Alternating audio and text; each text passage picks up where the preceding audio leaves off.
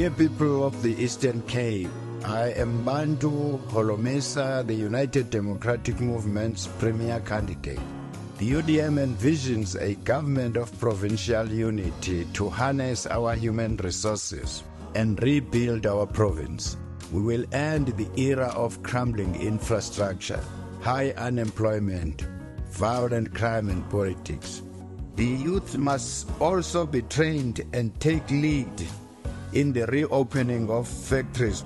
We also look at the youth taking lead in agricultural and irrigation schemes. Deal with the pension monies where the ex-civil servants have been robbed of their pension. Deal with the UIF funds where the ex-mine workers are claiming their monies without any joy from the government.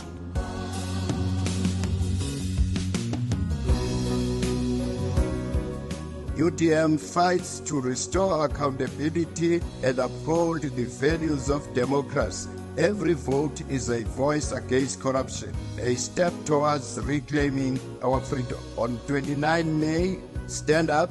We will fight this corruption.